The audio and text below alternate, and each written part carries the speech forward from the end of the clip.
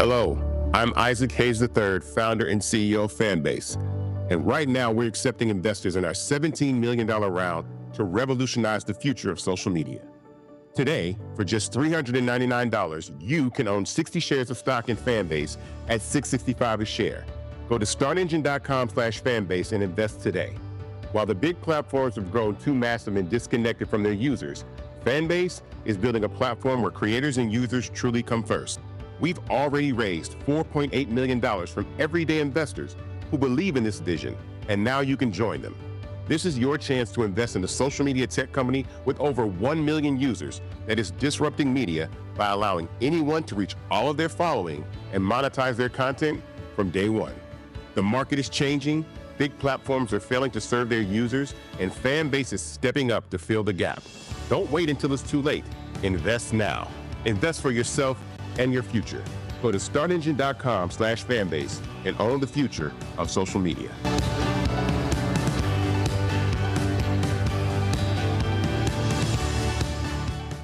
Folks, Black Star Network is here. Hold no punches. I'm real revolutionary right now. Black power. Support this man, Black media. He makes sure that our stories are told. Thank you for being the voice of Black America, Roland. Stay black. I love y'all. All momentum we have now, we have to keep this going. The video looks phenomenal. See, there's a difference between Black Star Network and Black-owned media and something like CNN. You can't be Black-owned media and be scared. It's time to be smart. Bring your eyeballs home. You dig?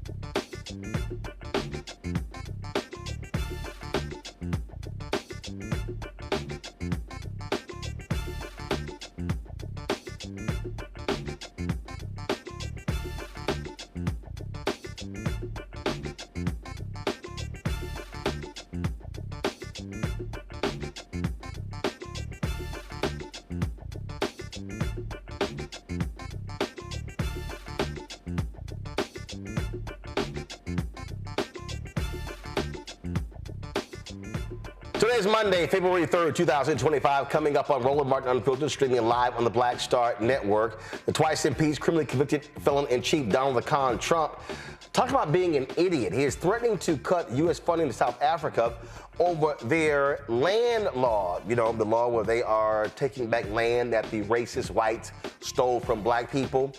Why all of a sudden does he care about that? Oh, it could be because Elon Musk, you know, apartheid Elon Musk hates that. Speaking of apartheid Elon Musk, He is trying to get rid of the USAID office. Democrats protested that outside of the building today. And why is he doing that? Oh, because the USAID office played a role in ending racist apartheid. Donald Trump, how stupid is he? He announces tariffs against Canada and Mexico. What happens? The stock market today dropped 600 points. Then, he announces it's going to be a 30-day reprieve. Canada and Mexico played this idiot so bad because they told him they're going to do things that they've already announced under President Biden. Y'all, he's an idiot. The new leader of the Democratic National Committee, Ken Martin, promises that the party will undergo major changes after he was elected DNC Chair over the weekend. Plus, an Atlanta megachurch partners with the U.S. Black Chamber of Commerce for a 40-day fast that targets Target. We'll show you what Reverend Jamal Bryant had to say in his church on yesterday and talk to Ron Busby, who leads the U.S. Chamber. A Georgia judge has dropped the most serious charges against the former prosecutor who refused to prosecute the 3 white men who killed Ahmaud Arbery. And while Grammy-winning producer Kenneth Babyface Edmonds faced disrespect on the red carpet at the Grammys, from these dumb AP reporters, Beyoncé makes history, and she got these country people, these country music fans, really upset. They'll get over it. It's time to bring the funk. I'm Roland Martin Unfiltered on the Black Star Network. Let's go. He's got it. Whatever the miss, he's on it. Whatever it is, he's got the scoop, the fact, the find. And when it breaks, he's right on time and it's rolling. Best believe he's knowing. Putting it down from sports to news to politics. With entertainment just for kicks, he's rolling. It's on go, roll, roll, y'all. It's Roland Martin, rolling with Roland now. He's funky, he's fresh, he's real, the best, you know he's Roland Martin now.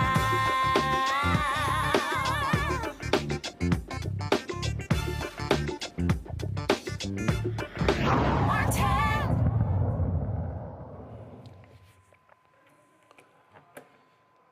Stock market dropped more than 600 points this morning after the news hit regarding Donald Trump imposing these tariffs on Mexico and Canada. Canada and Mexico responded, and that's why those numbers went way, way down. Then all of a sudden, Trump comes out and says, oh no, I talked to them and we're going to have a deal. So Mexico, they're going to add 10,000 troops to the border. But Mexico also says, y'all got to do more to stop these guns coming into Mexico. Problem is, Mexico agreed to 15,000 new troops on the border when Biden was president.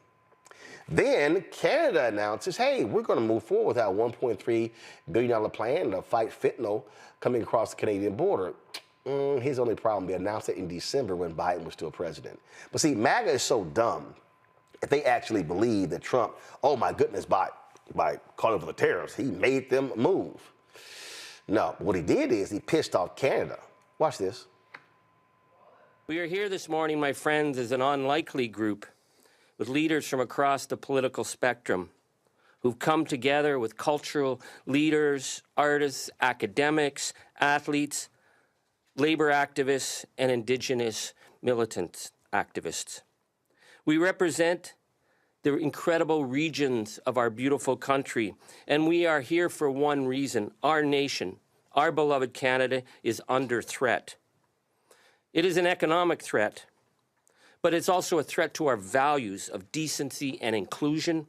It's a threat to our sovereignty and our very future as a nation. The threat comes, of course, from the President of the United States, a convicted felon and known predator. He's threatening massive tariffs to try and break us as a people. But the threat is also being driven by the hate algorithms of the oligarchs like Elon Musk. And there is the threat from people in our own country who would sell out our birthright to appease the gangster class from Mar-a-Lago. That is not going to happen. This morning, we launched the Pledge for Canada. We have signatories from across the cultural and political spectrum. We are asking Canadians to join and sign on today. It's a plan of resistance supporting a vision of our nation and what it should be and what it is that will not be traded away by appeasement. And it's a pledge for ordinary Canadians to hold their elected representatives to account, to defend our values that we hold dear. All right, now here's the deal. Canadian stores have already started pulling American products off their shelves. They even announced, some regions said that they're not going to buy alcohol from red states. Also, at some of the basketball games in Canada, when the national anthem was played, guess what? Fans booed. But what this shows how stupid MAGA is. Because throughout the election, Donald Trump kept talking about, how we're going to make so much money off of tariffs. We're going to make so much money, and it's going to fund so many programs. Well, now I'm confused. If tariffs are going to fund so many programs, then why are you canceling the tariffs? Here's an idiot Congresswoman Nancy Mace of South Carolina on Fox News. This trade war that has erupted involving the U.S., Mexico, China, and Canada. Will it drive up consumer prices? There is a potential risk, as Donald Trump mentioned, but Canada and Mexico, let's face it, these are the facts. They made their bed, and now they can lie in it. I was just participated in a raid on Friday with ICE and HSI, Homeland Security Investigations, and they were there to deport an individual, a young man, 18-year-old from South America, who a week ago had 3.5 grams of fentanyl, enough to kill 100, maybe 1,000 people or more. These cartels, Tren de Agua, TDA, and the Sinaloa cartel, MS-13 gangs, they're everywhere across my home state of South Carolina. They're everywhere across every community across the country. And we have to play hardball with these countries who know where the meth labs are. They know where fentanyl is coming in. They know where illegals are coming in, pouring into our country, killing us even in many of our communities. How stupid is Nancy Mace? Most of the fentanyl that's actually coming to the United States is being smuggled in by Americans. Yep. Those are the facts. Trump also keeps lying when he says that, 300,000 people are dying because of fentanyl. Nope, fentanyl deaths have been dropping the last 2 years, and most reports put it at little more than 100,000. Still a significant number, but it's also a lie. He's calling it 3 times larger. At the end of the day, what's happening here is MAGA is stupid. They're stupid. They're dumb. They're not very smart people. And so when this idiot says something, they go, that's right, look at that, he's making America first again. Yeah, but the value is going up. And here's the fact. After Donald Trump saw the stock market drop 600 points today, that idiot knew he had to reverse because his ego can't handle seeing the stock market drop under his watch. Because he's a liar. That's what he is. He's a lying idiot. And so all of these people who think somehow that these tariffs are going to make a huge difference, again, they're not very smart people. They're not, okay? And his fan base, they believe the stupidity. They really do. They have no problem at all somehow just falling for the okie doke and just, things are gonna be, well, he said it, and these things are gonna happen, so I think if Donald said it, those things must be coming true. Yo, these people are literally dumb. Then you got these dumb people who sit there and go, well, if Kamala Harris, if she had talked more about the tariffs, I think she would have did better. She did. She talked repeatedly. She constantly said what's going to happen if we make these moves. But a lot of people were not paying attention. People were focused on other things. And now they're learning the hard way. As expected, my pal, Dr. Ahmaud Arbery, Senior Professorial Lecturer, School of International Service, American University, author of Lies About Black People, How to Combat Racist Stereotypes and Why It Matters. Teresa Lundy, Principal and Founder of TML Communications, joining us from Philadelphia. Jesse Hamilton McCoy, Clinical Professor of Law, Supervising Attorney with the Duke Law Civil Justice Clinic. Glad to have all 3 of you here. This is really laughable watching these idiots on the Congo. They think, oh my God, Trump 2.0, he is just. pulling all levers of the government, and he is just moving fast to dismantle everything. That's what they're doing. You know, and then again, they love this lie. This idiot Ben Shapiro. There's this tweet right here again, and this is just how dumb they are. President Trump just used tariffs as leverage again and got a win. Nobody uses leverage like the president. Nobody. Check out the full show today for my full analysis. Just listen to some of this stupidity from Ben Shapiro. It was built by the United States back in the early 20th century, late 19th century, and President Trump has wanted to maintain control over the Panama Canal. It was handed over to the Panamanian government by Jimmy Carter, and that final facilitation of transfer happened in the 1990s over the course of time. And in the meantime, the Chinese have been using extraordinary power, bribery, graft in order to take control of two ends of the Panama Canal. We have here a map of the Panama Canal. The Panama Canal. They're all, it's leverage or whatever, but here's the deal. It tanked the economy. And they ain't that dumb. They knew that if this went on 2 more days, 3 more days, 4 more days, 5 days, you were going to see the stock market lose 2,000-3,000 points, and that wasn't going to happen. And this is going to be the case for the next 4 years. And it's like, buckle up, America, because the fact of the matter is, it's like, even if this was a victory, which of course is not for all of the reasons you mentioned, the fact of the matter is that Americans are going to be in a perpetual state of potential panic every 30 days. You saw that, you know, unions, farmers groups, and all of these organizations were contacting the Trump administration saying, don't do this, it's going to hurt us. People start preparing for that. You see people like Senator Chuck Grassley asking for an exemption from his state, because of what was about to happen. So what's his name, Mitch McConnell on 60 Minutes talking about it's going to be a problem. And so now everybody gets tense, everybody gets nervous, and then it's like, oh, 30-day pause. There's real stress that comes with this. There's real preparation that families have to start making, that companies have to start making. Some of these companies are going to already start raising prices, Roland, just so they can kind of get over, because there's a little bit of people are kind of expecting it. So that's going to happen as well. And so this 30-day to 30-day policy is working for nobody. Like you said, the stock market, you know, sinking as well. And so this is not leadership in any way, shape, or form. One of the biggest things that people were looking up in terms of definitions after the election was, what's a tariff? So he's preying on people's ignorance as it relates to this. Our economy is going to tank because of this. And the fact of the matter is, people think that just because there's a 30-day pause, that prices are still not going to be rising in some way, shape, or form, because fear leads to inflation. And people are already seeing eggs be up. Gas prices are already going to be going up. So this isn't an end-all, be-all. And the fact of the matter that, you know, Canada, you know, booing folks at the All-Star game, I mean, at the NHL games, the NBA games, and so on and so forth, you don't attack your allies and partners with tariff wars. And of course, China got a lower tariff percentage in terms of what was threatened with 10%. And that's all Elon Musk related and the like.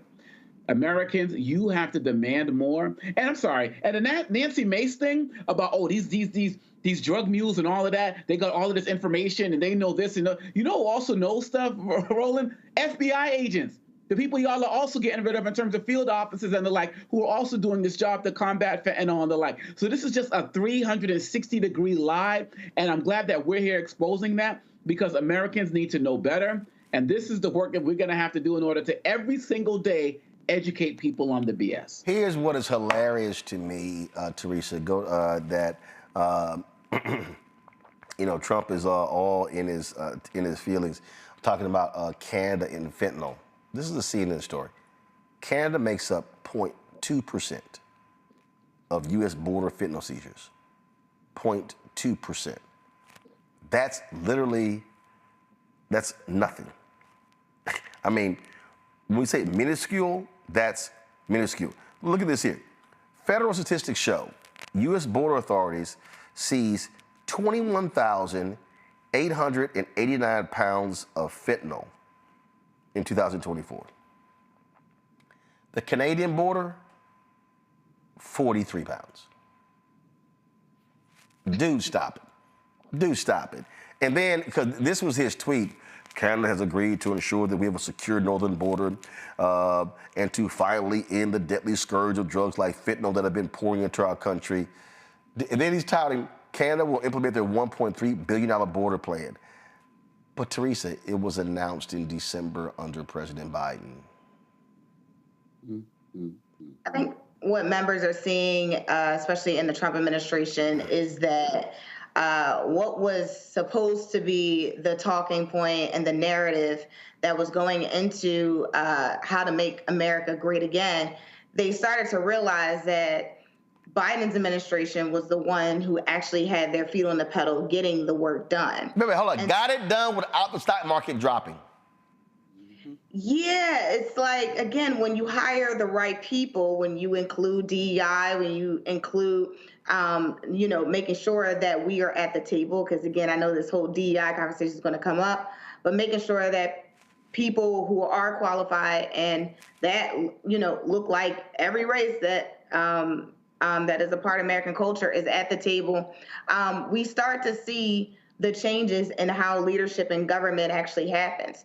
So when Trump's team is, literally making these announcements, that's because they know people aren't really reading. And so, I kind of have to go back to our White House, what is her name? Press secretary, I forget her name, but the one who opened up the floodgates for, we're opening up the media outlets to every single person. And that's because they know that the credited media that is not doing misinformation is the one that's actually going to give you some of the numbers and the facts that people actually need to govern their lives and know what's going on in the world.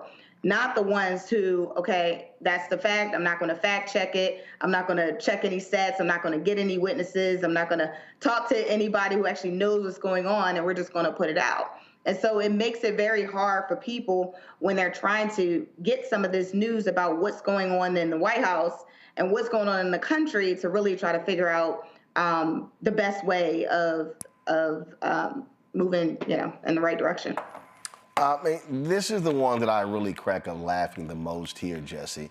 Go to my iPad. So Trump's like, yes, Mexico's going to be adding 10,000 troops to the border. Well, they added 15,000 under Biden, and he didn't have to threaten it with tariffs. But again, this is what real negotiation is like. But again, MAGA is so dumb, they actually think he accomplished something when he didn't. Very much so. And I think one of the things that we've consistently seen with both Trump administrations at this point is the focus on how he brands the things that he is trying to do. There are policies that he puts in place, for instance, these tariffs, that don't make sense, that haven't been necessary, and that he believes that by promoting, it's going to galvanize Americans to support his America First agenda. Those people don't necessarily understand the ways that tariffs hurt Americans and making the cost for us more, but it also hurts when it comes to international business and cost of goods from other places that we have come to rely on being more expensive. Yet, as long as he can brand it in such a way that makes them feel like he's the one who somehow controls the pillars of power in his palm, it draws people back to him, and I just can't understand it. I think also people don't do a lot of deep diving when it comes to the policy work. It's not something that's always out front or always the sexy issue to report about. But when Trump says it, or I should say when he tweets it at 2 o'clock in the morning, for some reason, a lot of people take that as gospel. And I don't really understand the disconnect that people have when it comes to investigating policies and the politicians that make them versus looking at something that seems to be just a spectacle. When you're dealing with really dumb people, that's what you get. All right, gonna go to a quick break. When we come back, we're gonna talk about the mayhem with USAID, how Elon Musk is trying to destroy that agency. Also, why is Donald Trump all of a sudden targeting South Africa? That's also tied to apartheid Elon Musk, which is tied to USAID. We'll discuss that next on Roland Martin Unfiltered on the Black Star Network. What's up, y'all? Look, Fanbase is more than a platform. It's a movement to empower creators, offering a unique opportunity for everyday people to invest in Black-owned tech, infrastructure, and help shape the future of social media. Investing in technology is essential for creating long-term wealth and influence in the digital age. The Black community must not only consume tech, we must own it. Discover how equity crowdfunding can serve as a powerful tool for funding Black businesses, allowing entrepreneurs to raise capital directly through their community through the Jobs Act.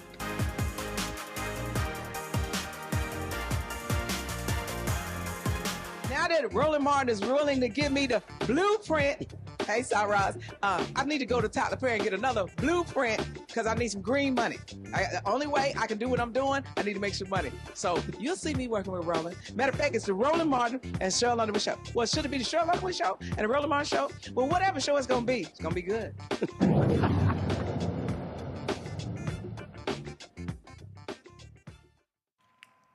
All right, folks, a huge battle is taking place right now in the federal government regarding the USAID agency.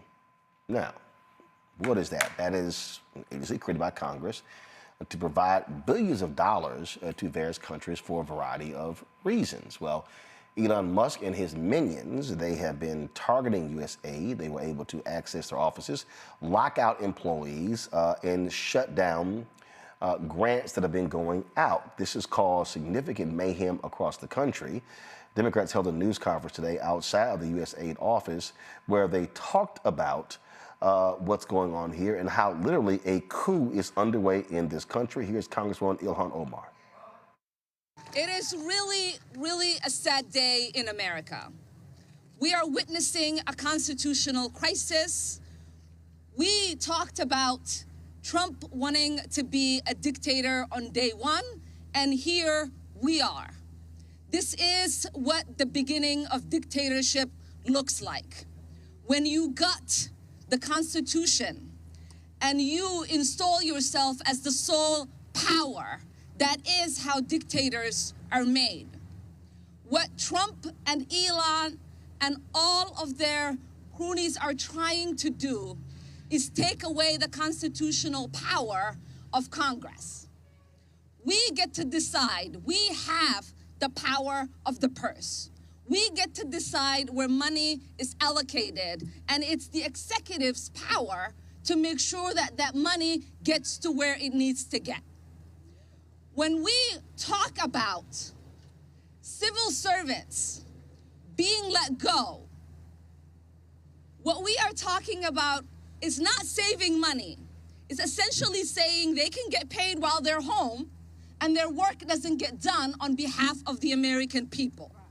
It is us, taxpayers, who are being ripped off. It is us, taxpayers, who are not getting the resources that we paid into. So I ask the American people, do you want people at home and getting a paycheck and not providing services to you? The answer is no.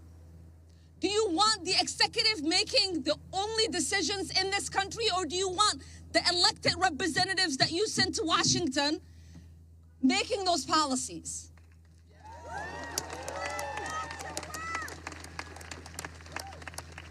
I am exceptionally upset about USAID. I lived in a refugee camp for 4 years as a child surviving civil war. It is the essential programs that USAID provided that kept my family and I fed and safe. It is the resources that so many people around the world rely on. And it is our soft power. Oftentimes, people interact with our country through the military. That does not create love for us, and it certainly does not keep us safe. When the world interacts with Americans through programs that provide essential need, they get to see the heart and compassion of the American people. That's right. Elon Musk has been floating all sorts of awful, terrible conspiracy theories about what happens at USAID.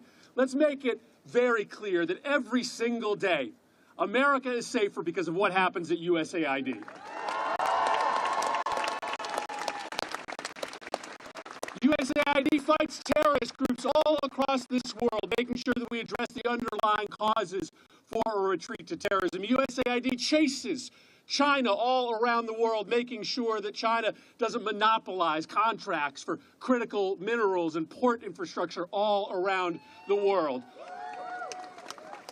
It supports freedom fighters everywhere in this world. Up until yesterday, delivering firewood, for instance, to the brave Ukrainian defenders on the Eastern Front.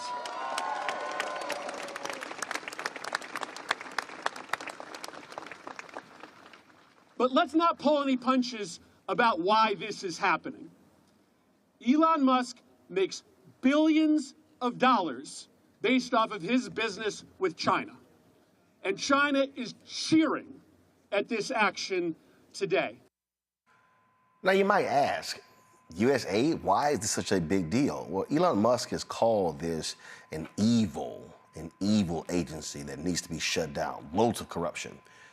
Russia also hates the USAID agency. So now all of a sudden, Trump then, out of the blue, starts attacking South Africa and bringing this up. Now you may say, well, wait a minute, like where is this coming from? This is this idiot on Fox News. That you were going to cut aid from South Africa. Will you plan to cut aid across other African nations, and why South Africa? No, it's only South Africa. Terrible things are happening in South Africa. The leadership is doing some terrible things, horrible things. So that's under investigation right now. We'll make a determination. And until such time as we find out what South Africa is doing, they're taking away land, they're confiscating land, and actually they're doing things that are perhaps far worse than that. So now you might be saying, I don't understand what's going on here. Like, what's the connection here? What is the big deal? Why all of a sudden is Donald Trump weighing in on South Africa? Do y'all have the video of the South African president responding? We have that? All right, so first of all, this is the dumb tweet Donald Trump put out. Pull the tweet up, please. Pull the tweet up. Pull that tweet back up, come on. His tweet on South Africa, his tweet of South Africa. Pull it up, thank you. Pull it up. South Africa is confiscating land and treating certain classes of people very badly. It is a bad situation the radical left media doesn't want to so much as mention. A massive human rights violation at a minimum is happening for all to see. The United States won't stand for it. We will act. Also, I'll be cutting off all future funding to South Africa until a full investigation of the situation has been completed. And I'll help you out. Let me help y'all out. We're going to play for you in a second the South African president responding. This was interesting. Y'all know that 3 of the biggest billionaires supporting Donald Trump all come from apartheid South Africa? Elon Musk, Peter Thiel, David Sachs. All three, white men, South Africans. So all of a sudden, this is a major deal. Elon Musk has been showing you his racist views, how he has been supporting right-wing efforts in Germany, telling the Germans, y'all focus too much on the past. You should really be focusing on the future. But he's focused on the past, dealing with South Africa, because he can't stand the fact that USAID played a role in ending racial apartheid. I'll cover that in a second. But here's the response of the South African president. This issue that Donald Trump fears so much, we offer this question of the land. I don't know what Donald Trump has to do with South African land, because he's never been here. And he must keep his America, we will keep our South Africa. That is what he must do. South Africa is our land. South Africa belongs to all the people who live here in South Africa. It does not belong to Donald Trump. He can keep his America. And Ene is even worse. He's even worse. When I meet him, I will tell him. I'll say, you, Donald Trump, you are even worse because your forebears came to America. They found the indigenous Americans They wiped them out. They killed nearly all of them. Rine, we are living as a nation, and black and white, we are going to find solutions for our land question. So Donald Trump must leave us alone. He must leave us alone, Bauri. When we were facing apartheid, when we were facing oppression, he was not here. He did not fight side by side with us. And we were able, on our own, yes, with support of progressive forces in the world, to resolve the apartheid question. As far as I recall, Donald Trump was not around the negotiating table when we negotiated the end of apartheid. So stick around there in the White House. We will do our business here, and we will find solutions for our problem. So stay out of our issues, and we will not get involved in your issues in America. You have your own problems. Leave us alone. So President Cyril Ramaphosa, go to my iPad. He issued a statement saying, first of all, they're not seizing land. He said that the law recently signed on land expropriation struck a careful balance between using land for public good and protecting private property rights. That's what he said. And so, now remember, Trump also raised this issue the first time he was there by saying that they were seizing the land from white South Africans and it was rife. Well, it was a lie being pushed by right-wing groups in South Africa. So that's what you're dealing with. All this is important because, again, all these things are tied. Elon Musk hating on USAID is because of the role that they played in ending apartheid. And that just drives him crazy. This story here lays it out. Give me a second, I'll pull it up. It says, USAID fought apartheid, Musk is trying to kill it. That is really important because you have to understand history, y'all. You have to understand history and what is going on. So in order to realize this, he can't stand the fact of what happened to white rule in South Africa. And now he's trying to seek justice. Melvin Foote is the president of the Constituency for Africa. He has been involved in African relations for more than 4 decades. Glad to have you back on the show, Melvin. There is no doubt, Melvin, that these attacks on USAID by Elon Musk is because of retribution for the role they played during apartheid in South Africa. And for Trump to try to stick his nose in the business of South Africa is utterly ridiculous when it is a black-dominated country, but the reality is far more than a supermajority of the land owned in that country is still owned by racist white folks. Well, nothing to argue with you there. Your facts are correct. Absolutely, this is tied to Elon Musk, and Trump really doesn't know what's going on in Africa. Period. He goes bombs Somalia this week. Who told him to do that? And he's just killing some black folks, no problem. And certainly the South Africa situation is something he doesn't know anything about. But yet he's going to make these hard decisions about the economy of the South Africans and the United States. Very shocking and very disappointing, to say the least. By the way, I was at the rally today at USAID. Explain to people exactly what USAID does. Well, USAID is the foreign policy side of the U.S. government.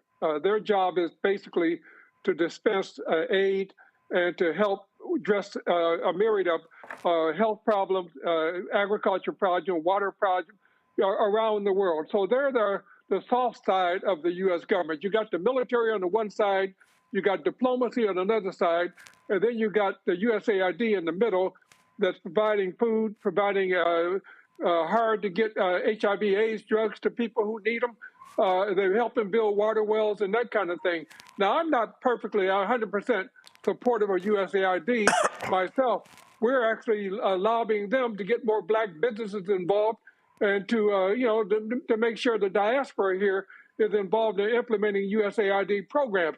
So part of my job is to lobby even USAID, but to try to totally eliminate it without any regard to what's going on in Sudan, without any regard to what's happening with HIV/AIDS patients, what's happening with Ebola, these sorts of things, without any consideration for that is totally irresponsible, and it certainly doesn't reflect well on the United States. What people need to understand what is going on here, I mean, there's a coup that is taking place in terms of what Elon Musk is doing. Donald Trump is allowing him to do it because Elon, frankly, gave his campaign $300 million and helped him win. And what you have here is you have the settling of scores.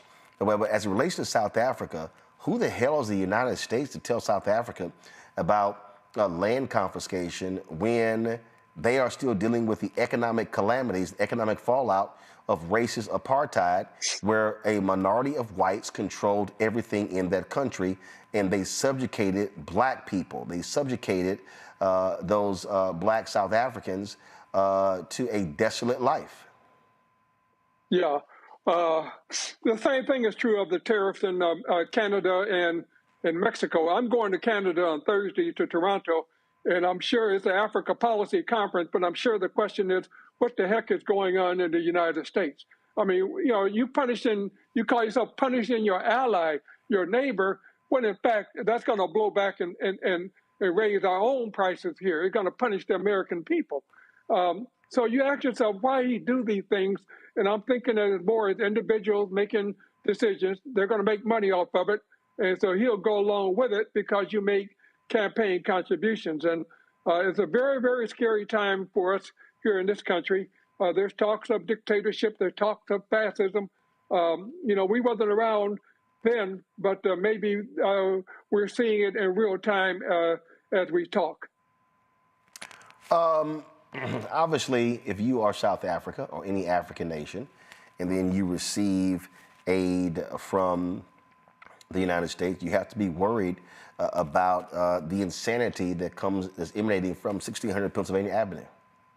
Yeah, you're concerned. I got calls from Liberia today. I'm getting calls from the different ambassadors who really want to know what is going on, because some of these countries in real time are figuring it out.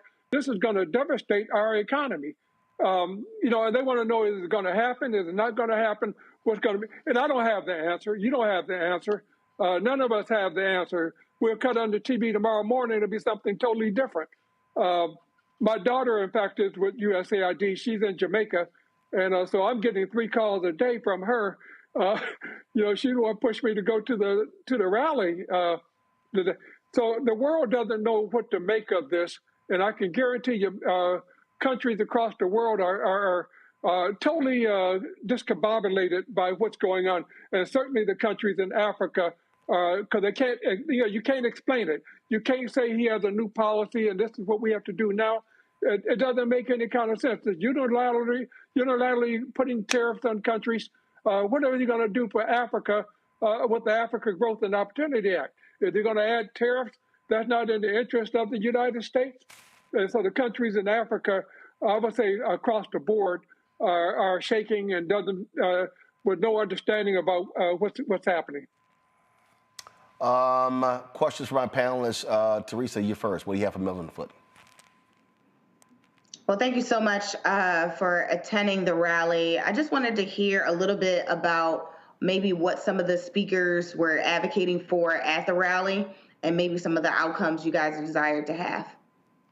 Well, we're all Democratic members of Congress, and of course they tried to enter USAID and got turned away. Remember, the Congress got turned away from USAID. Unbelievable.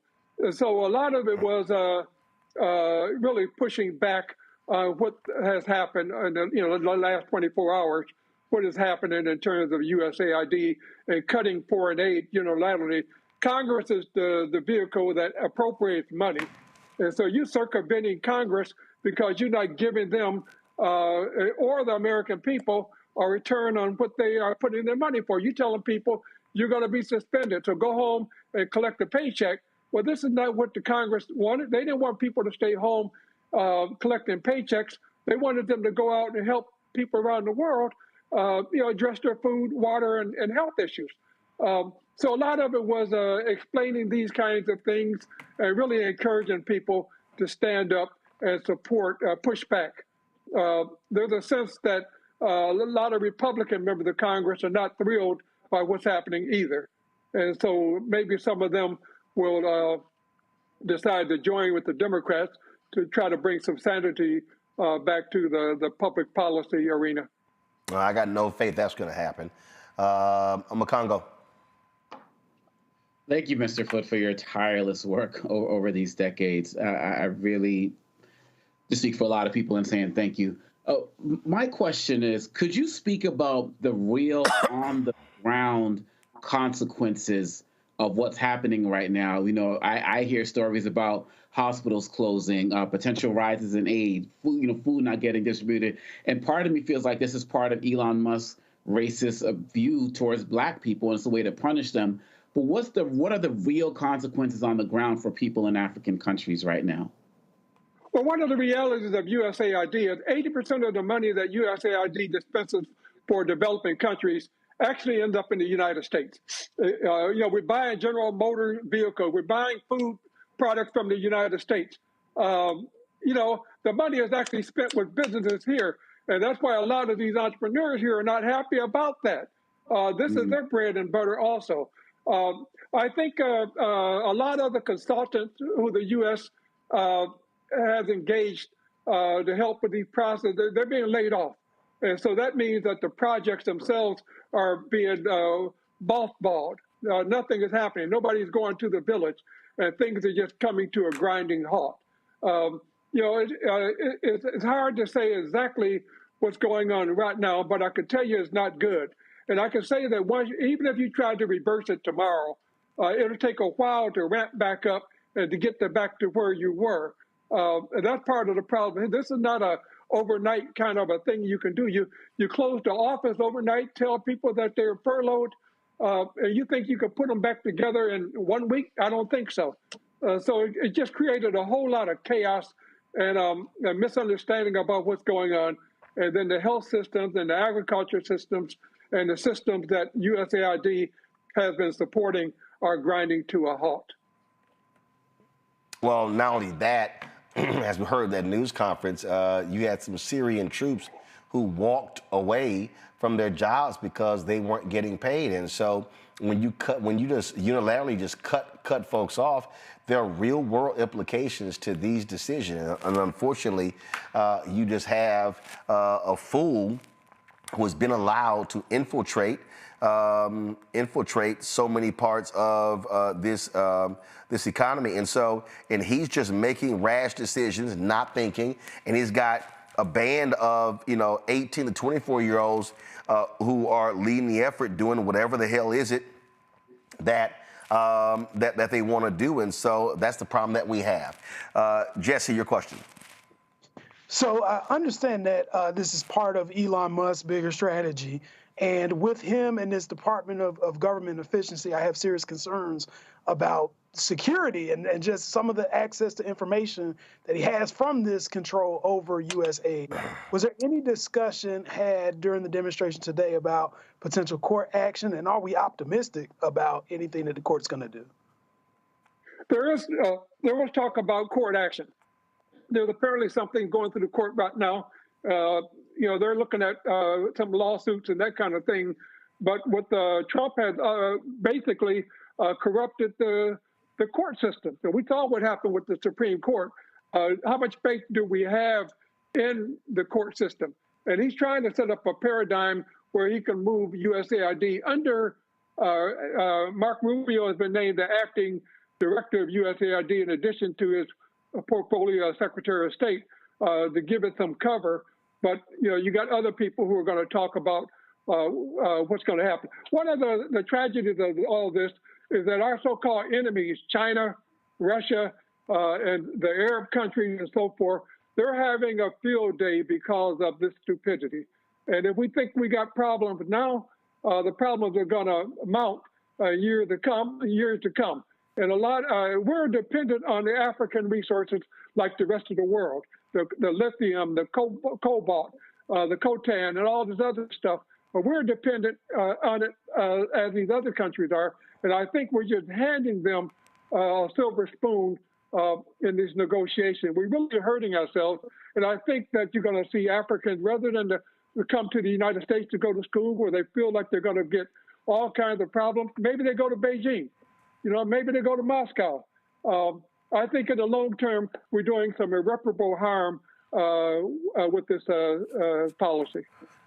All right, then, Melvin Foote, we appreciate it, man. There's lots of us to be focused on. Thanks a lot. Thank you, Roland. Keep up the good work. Appreciate it. Thank you very much. All right, folks, we come back. We're going to talk about Donald Trump hiring an unrepentant racist in his administration. I'm sorry, he hired him the last time. And now he's going to be serving in a major position for public diplomacy in the State Department. And why is the ADL deleting their press release slamming this racist? Oh, I got lots to talk about when we come back on Roland Martin Unfiltered on the Black Star Network. Don't forget, folks, support the work that we do. Join our Bring the Funk fan club. The goal is to get 20,000 of our fans contributing on average $50 each a year. That comes out to $4.19 a month, 13 cents a day. You want to support us via a Cash App, give to us via the Stripe app. QR code is right there. You can also, of course, go to blackstarnetwork.com for that QR code. Check your money order, P.O. Box 57196, Washington, D.C., 2003 7-0196. PayPal is R Martin Unfiltered. Venmo is RM Unfiltered. Zelle, Roland at RolandSMartin.com. Roland at RolandMartinUnfiltered.com. We'll be right back. Hello, I'm Isaac Hayes III, founder and CEO of Fanbase. And right now, we're accepting investors in our $17 million round to revolutionize the future of social media. Today, for just $399, you can own 60 shares of stock in Fanbase at $665 a share. Go to startengine.com/fanbase and invest today. While the big platforms have grown too massive and disconnected from their users, Fanbase is building a platform where creators and users truly come first. We've already raised $4.8 million from everyday investors who believe in this vision, and now you can join them. This is your chance to invest in a social media tech company with over 1 million users that is disrupting media by allowing anyone to reach all of their following and monetize their content from day one. The market is changing, big platforms are failing to serve their users, and Fanbase is stepping up to fill the gap. Don't wait until it's too late. Invest now. Invest for yourself and your future. Go to startengine.com/fanbase and own the future of social media.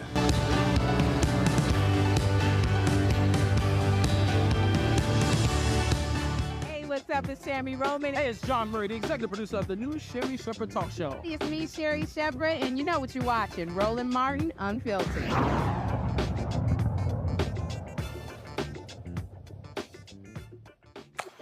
Well, folks, that was this racist named Darren J. Beatty, who was fired in the first go-around as a speechwriter for Donald Trump because of him being a racist, attending white supremacist conference, and the views that he espoused. Well, guess what? He's back.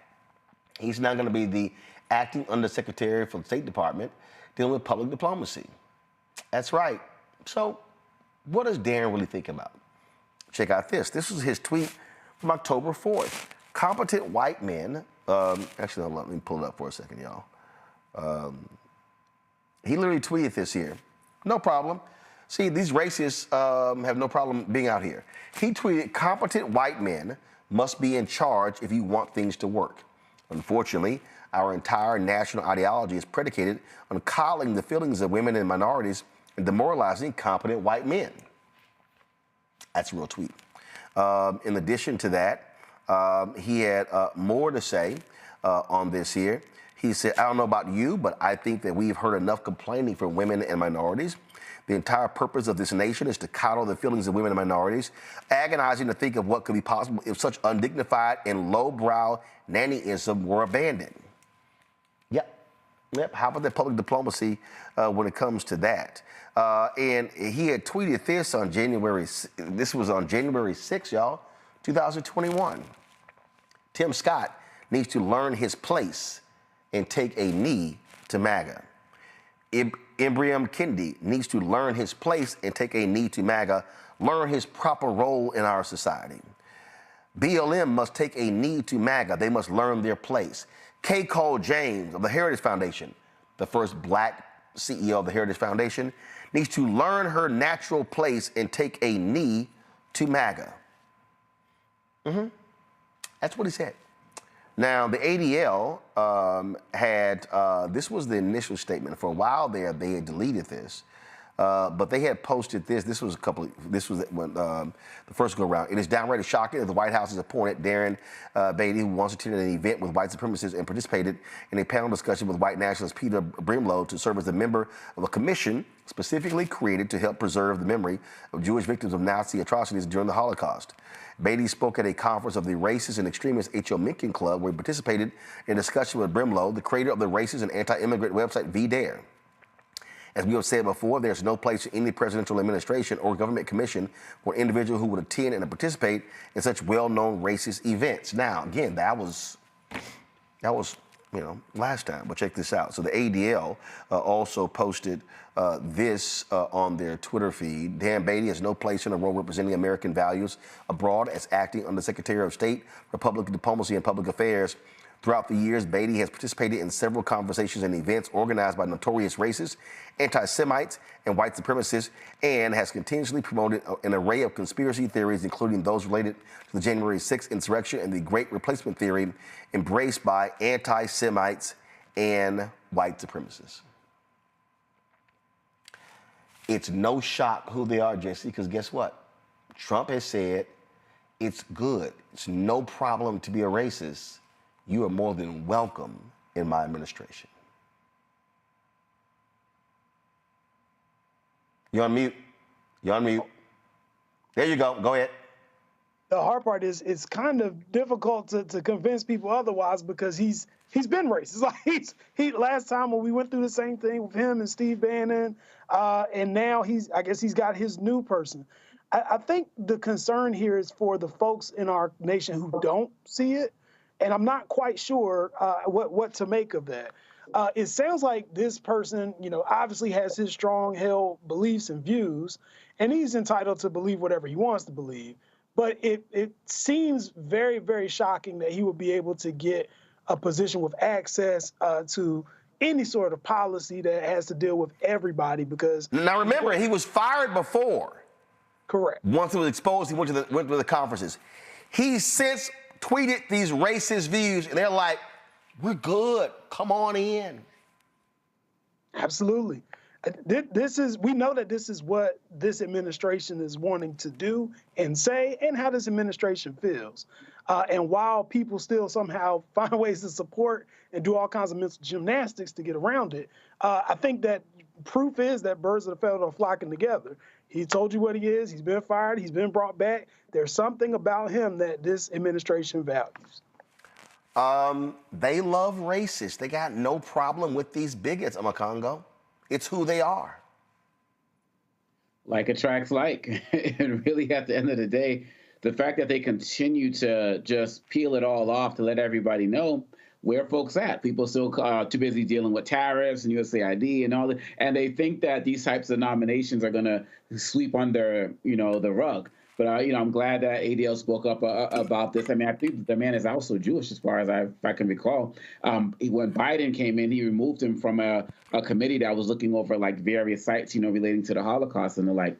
But the question is, even when we talk about USAID and other things, people talk about what are the Democrats going to do? What are Democrats going to do? What are the Republicans doing about any of this stuff, right? They're in the majority, of all of these spaces and places, and they're not calling this out. And so as many people try to put pressure on what the Democrats need to do, are they having press conferences and the like, Republicans need to be calling this out as well. And if they're not, we need to be calling them out as supporting a racist administration, because you can't say you're not supporting a racist administration that's literally hiring racists, open racists, and putting them in their department. So this is the time where if we're going to talk about like attracts like, we got to blanket it all together. And to not do that is going to be really problematic going forward. We got new DNC officers and so on and so forth. Are they talking about this? Are they calling this out? Are they drafting press releases about this? Document all of these. Pull this segment from the Black Star Network. Do whatever it takes to let people know that for y'all who don't want to talk about race, you want to talk DEI and so on and so forth, the guy is actually putting outright racist in. Guys like Stuart Rhodes are allowed back in D.C. again. It is nonstop with that. This party is racist. Call it out and be clear about that. I think, Teresa, from a communication strategy, I think the Democrats' response so far has been underwhelming. It's nice. I think I would say atrocious. Thank goodness they finally organized that news conference today in front of the USAID office that was long overdue. Brian Schatz, who's a U.S. Senator from Hawaii, has announced that until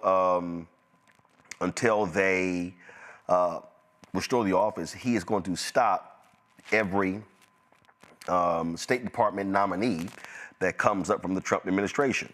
Good. That needs to happen. When I look at what's happening, the direct file program that allows for taxpayers to bypass TurboTax or all these other different companies out here, that effort will save taxpayers some $11 billion. Well, Elon Musk is gloating how he's gotten rid of it. And so if you're a working class person, okay, any parts of the country, rural city, what the hell? Why would you get rid of that program? And so they have to be a lot more vocal. And this is where, hey, you don't control the House or the Senate. You use every lever. You stop appointments. You shut everything down. You file lawsuits. You go have a news conference every single day in front of a federal agency. That to me, from a comm standpoint, is how they need to be responding. You're absolutely right. As we look at some of our higher national organizations from the NAACP, Urban League, and the like, we should be telling them and asking them, where is the outrage? I think the most energy I saw in the last 4 years was when we were trying to get Harris into the White House. And if only, we can keep that same energy, keep the same fundraising apparatus at a very high level, making sure that we're still hitting neighborhoods, making sure that the talking points are running. With all these new media outlets, there is an opportunity to let people know about what's happening in the Trump White House. So the communication strategy, Roland, as you stated, needs to be clear. We need to keep hitting doors. We need to be doing press conferences. We need to be hitting every station. We need to be hitting every outlet, but also asking our leading organizations who are getting tons of money from philanthropy organizations and also corporations and also everyday people who support the mission to make sure that we are making our voice heard, but also let's actually put a plan around it. And I'm hoping, especially with the new DNC chair and other statewide elected offices that are happening between now and next year, that we'll start to see I just got tongue-tied. We'll happen to see that happen quite quickly. Congressman Hakeem Jeffries, Democratic Minority Leader, released this 9-point plan. Go to my iPad, where he talked about challenging the Republicans on what he called the effort to steal taxpayer money from the American people. Legislation will be introduced shortly to prevent unlawful access to the Department of Treasury. He talked about in a partnership with the Democratic Policy and Communications Committee, continue to highlight Republican policies that raise the already high cost of living. Judiciary and Oversight Committee Democrats will detail for the caucus the ongoing anticipated litigation efforts to combat several of the unlawful executive actions. Also, he talked about here where what the whip will be doing. Peter Aguilar of the Immigration Working Group, House Appropriation Committee Democrats, what they will continue to do, and on and on and on. But this to me, Omokongo, has to be a very aggressive public situation. You must be, like, for instance, they shut down rural.gov. People in rural America don't have access to information. They should be putting a face on every single one of these actions. The face of these actions should not be Democrats in D.C. complaining. It should be regular, ordinary people who are being affected by these corrupt, evil changes. Yeah, and one of Biden's biggest regrets was he said that he didn't sell stuff more. He didn't convince people of all the things that they were doing more. Democrats can't make that mistake right now. You talked about this before. They shouldn't do a single thing without someone talking about how they benefited from student loans, during the campaign. They have to do that now. One of the segments on Black Star Network I haven't watched yet was your clip about how Democrats make the mistake of not going in front of, independent media enough.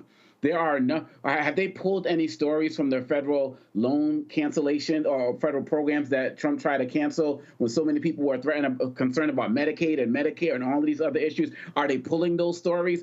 Are they letting those people talk? I was very surprised, quite honestly, the way that Representative Ilhan Omar, who we all respect, was prominently featured in that press conference, because the Democratic Party over the election were trying to silence voices like her and Rashida Tlaib, in my opinion. So let those voices out.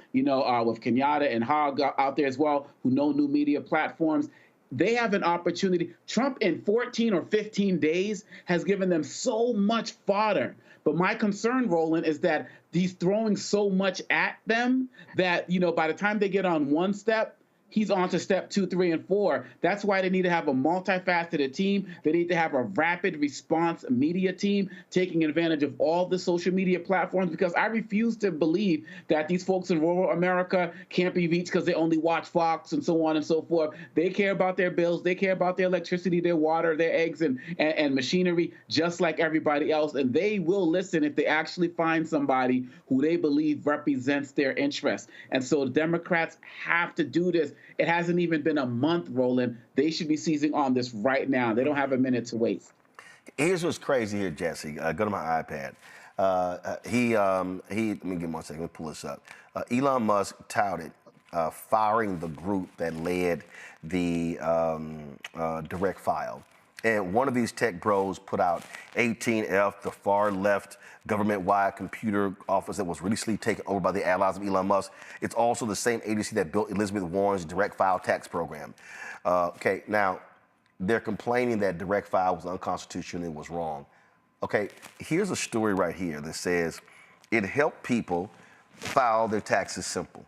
Had a 76% approval rating for registered voters. The direct file tool was highest among tax filers who earn less than $50,000, 77%. Tax filers between 18 and 34, 81%. Black tax filers, 80%. After a right-wing influencer with 942,000 followers called out the direct file tax program as a far-left government-wide computer office created by Elizabeth Warren, Musk responded simply, that group has been deleted. To me, this is where, if you're a Democrat, I am finding me some broke white people from red states who use direct file. That's what I'm doing, and I'm not even sitting here waiting. I'm gonna sit here and say, yo, we're gonna flood them. We're gonna have hearings in the field. This is where you have to be winning the information war. Absolutely. And I think one of the problems that we've been having consistently is the inability for Democratic Party to keep up with these trends so that they are on top of the social media presence, on top of generating stories for people who are actually impacted, because we already know what the other side is going to do. The other side is always going to brand it to their benefit. And much like my esteemed colleague said, the more that they're able to throw before the Democrats can even get organized to try to deal with some of the problems that we're having coming on board, the harder and harder it's going to be, and the further and further behind we're going to get in trying to deal with those issues. I think one of the concerns also is, I think in reading the statistics that you just read, it tells you exactly why Elon Musk is trying to get rid of it and why the administration is going to support what Elon Musk is trying to do. So I think I agree with you. Yes, we want to have also the face of white Americans who are impacted, but I think we can't navigate around the fact that, yet again, this is another example of a racist policy or something being done that is race-based to impact the group of people who have been most loyal to the party. And I think they owe it to us to make sure that they are fighting these battles, not just in assemblies, but publicly through every process that they have at their fingertips. Absolutely. You have to use every lever possible. All right, y'all, quick break. When we come back, we're going to talk about Target, these call for boycotts, and how one Atlanta preacher is saying is calling for a moral call for a fast, a Target fast. I will explain when we come back on Roland Martin Unfiltered on the Black Star Network. What's up, y'all? Look, Fanbase is more than a platform. It's a movement to empower creators, offering a unique opportunity for everyday people to invest in Black-owned tech, infrastructure, and help shape the future of social media. Investing in technology is essential for creating long-term wealth and influence in the digital age. The Black community must not only consume tech, we must own it. Discover how equity crowdfunding can serve as a powerful tool for funding Black businesses, allowing entrepreneurs to raise capital directly through their community through the Jobs Act.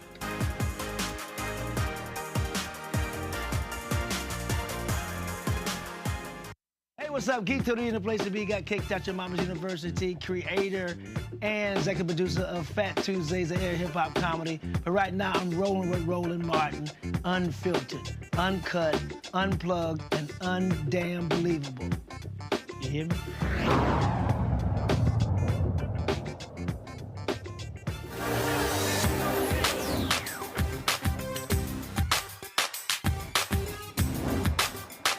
Been frozen out. Facing an extinction level event. We don't fight this fight right now. You're not going to have Black ownership.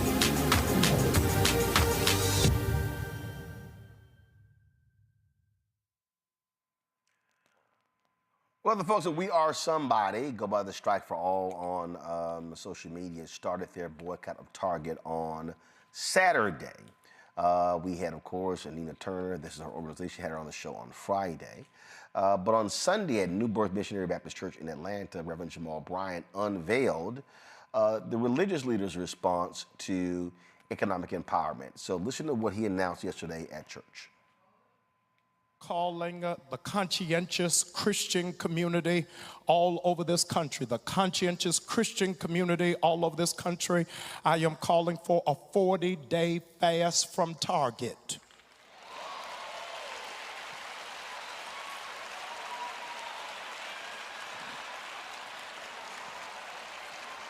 Beginning on March the 5th. 100,000 conscientious Christians. You don't have to be Black, Latino, Asian, white, 100,000. You're going to sign this commitment to be a part of this 40-day fast. 100,000 of you bare minimal.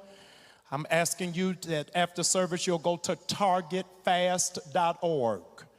Targetfast.org. I want you to share with everybody on your job, every person in your home, every person in your sphere of influence, every person who follows you on social media. I am believing for 100,000 people are going to sign this covenant commitment of not just prayer, but fasting from Target. Here's what is amazing. Listen to me, because what we learned from the Montgomery bus boycott is that racist America doesn't respond to speeches. They respond to dollars. Come on, and if they start losing $29 million a day for 40 days, we will break the back of the system. I want to go on record that not only am I asking you to fast for 40 days from Target, I am telling you to sell all of your Target stock. I want the stock to go down because we are standing in righteous indignation against racism and sexism in this nation. I hear the naysayers, I hear the pundits, I hear those who are detractors saying, how will this impact our Black businesses? I'm glad you asked. You at New Birth, you're not at their church. So as a consequence, when it is that you register to be a part of this 40-day fast, we have come into partnership with the National Black Chamber of Commerce. National Black Chamber of Commerce CEO is here with us on the day. Brother Busby, would you please stand? Thank you so very much for being with us from Washington, D.C. Listen to me very carefully. When you register for this fast, we will send you a digital directory of 300,000 Black businesses in America, where you can do your business instead of going to Target. Y'all not saying anything to me. You can buy black-owned paper towels and toilet paper and soap and dishwashing detergent. Do you know what it's going to be for America when we start shifting our own economic ecosystem and start investing in ourselves?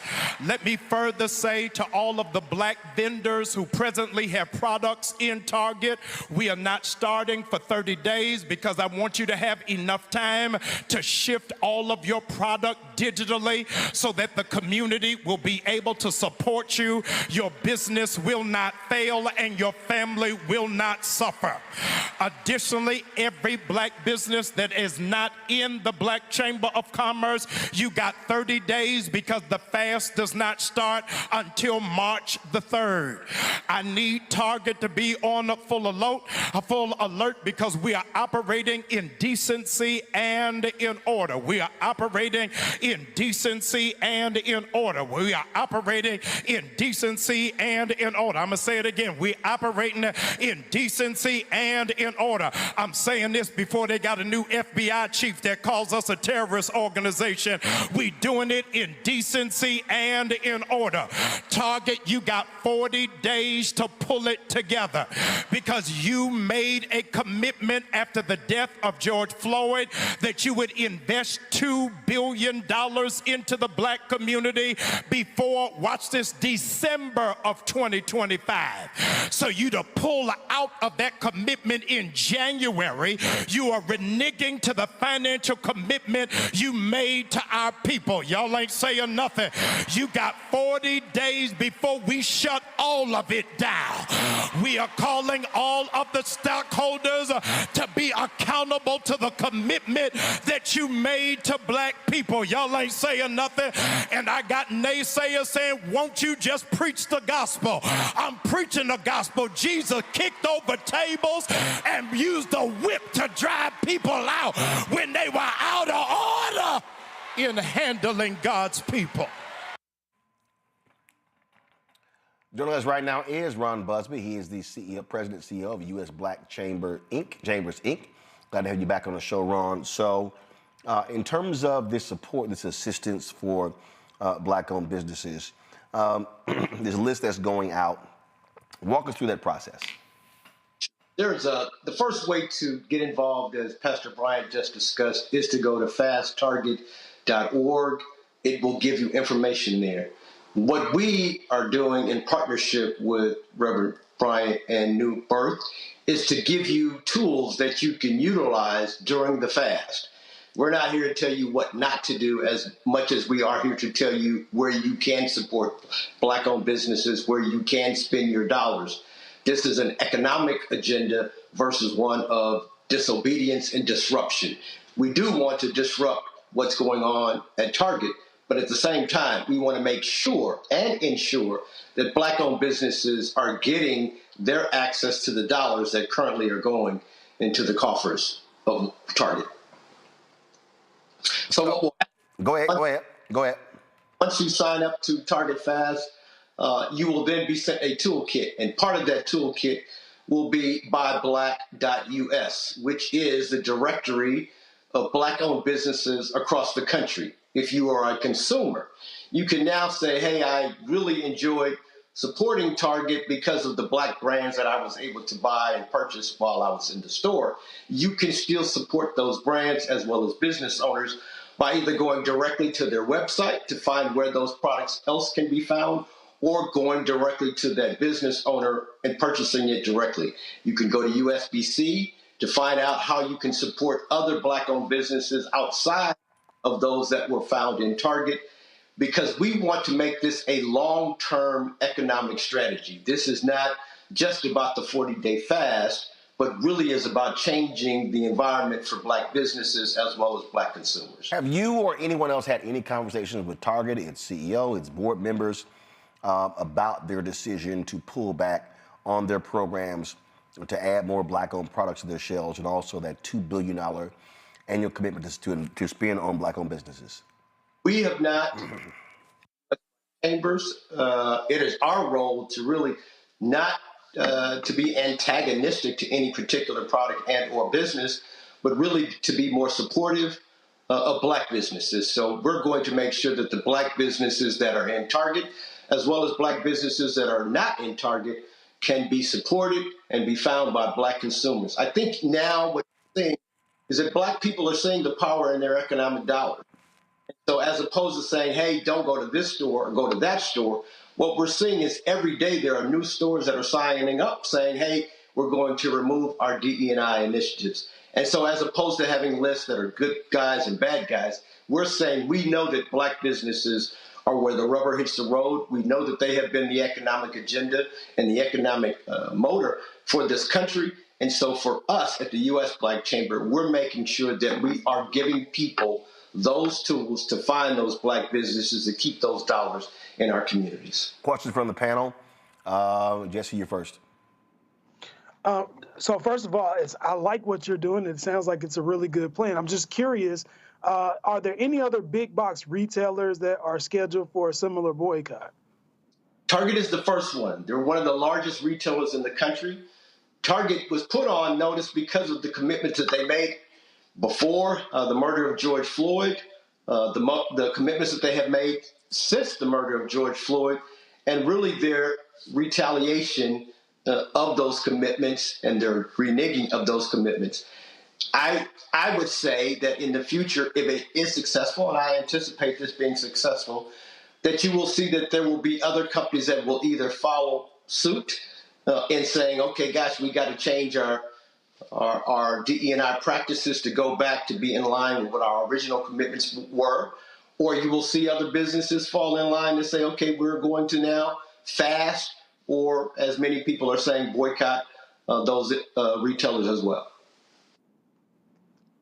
Teresa? Thank you so much for leading the charge on this. As I am looking at the website, I just want to make sure I am right. It's targetfast.org? Yes. Correct? Yes. Okay. So yeah, I think, as you guys are standing in the gap for this, I'm a communication professional, so I definitely want to make sure that make sure the website is a one-stop shop for all information. I think you guys are just doing great. I don't really have a question, but if you need any additional communication support, please make sure you reach out to Roland. They'll give you my contact information. Well, make sure that you tell your listeners it is at byblack.us, buyblack.us, that they buy black-owned businesses. If they are a black business, they can offer their business there, that other consumers, conscientious consumers, can find them not just in the short term, but in the long-term conditions as well. Congo. Thank you so much for doing this. There's been so much talk about taking multiple months to do this, and this action is really incredible. The question I have is, are you experiencing any pushback from black suppliers to Target? Because there's always been a debate about, whether people should buy there, more of the black suppliers there. Are you experiencing any pushback from them for this? Currently, we have some concerns with black suppliers that are in Target. And yes, there are going to be some businesses, and what you heard in the previous announcement from Pastor Bryant was that we are making sure that those businesses that are in Target currently have a window roughly between now and March the 3rd, March the 5th, to be able to take advantage of what we're doing here at Buy Black so that they can move their products out off the shelves or to find other avenues to sell their products. Target is not forcing those businesses to leave. We are giving them other options, other privileges to be able to find consumers. And I believe that we are taking the necessary steps to make sure that Target fills the burden, as well as the black consumers have the option of being able to buy those same products elsewhere other than business stores that don't appreciate our dollars. Right then, so Ron, share the information again where people can get more information. Go to fast.org, and if you're looking for black-owned businesses, go to byblack.us. And for general information on what's going on, not just with Target, not just during the DEI attacks, but what's going on around the country in reference to black economics, go to blackchambers.org to keep up with what we are doing nationally each and every day.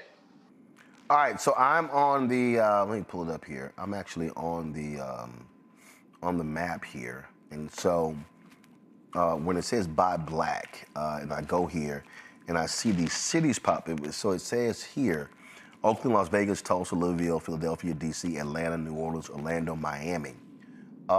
Explain that. I mean, I know, look out from Houston, you got Chicago, so explain this.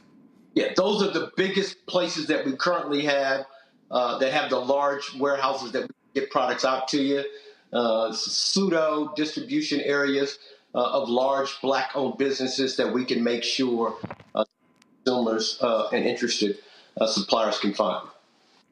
All right, so 176 Black chambers that are all doing the same thing, that have access to Black-owned businesses, that have access to the Black Business Directory at Buy Black, that are also pushing the same initiative around the country. But those cities that you see there on the map are one of the first cities going across the country to make sure that this initiative is rolled out.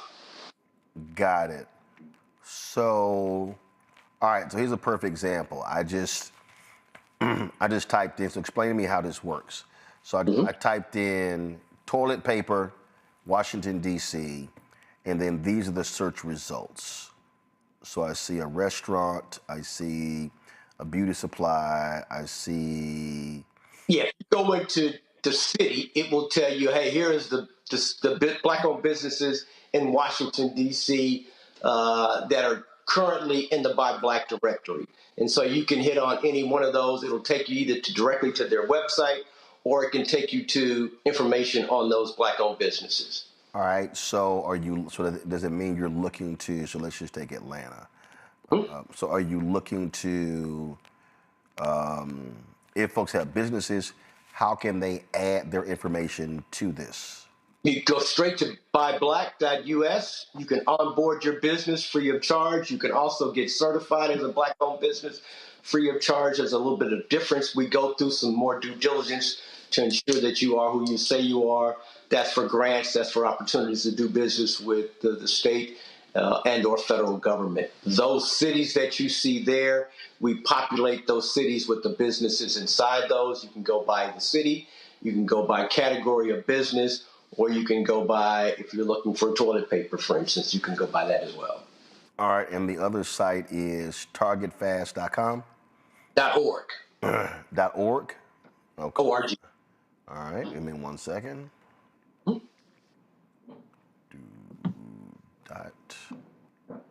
.org.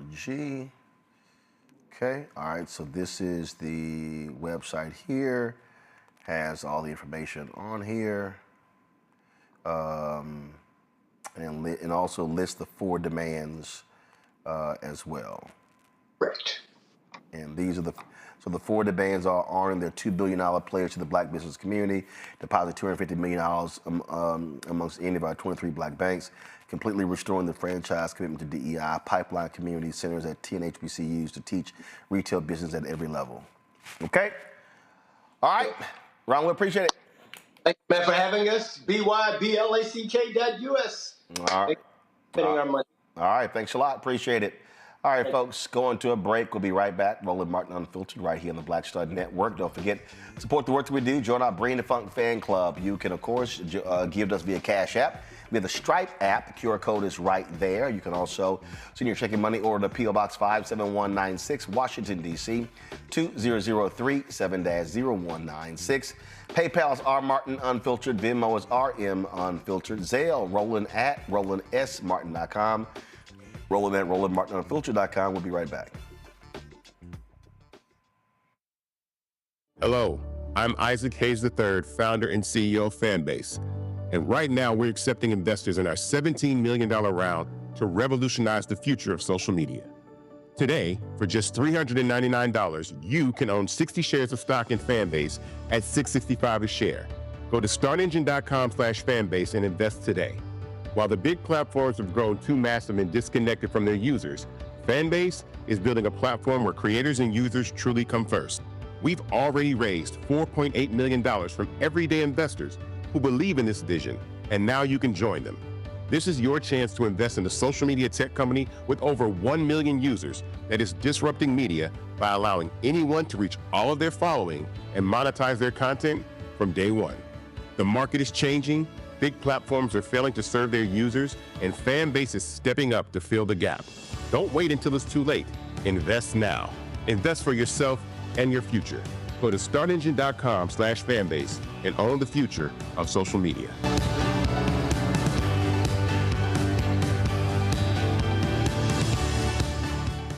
Hey, what's up, y'all? I'm Devon Frank. I'm Dr. Robin B., pharmacist and fitness coach, and you're watching Roland Martin Unfiltered.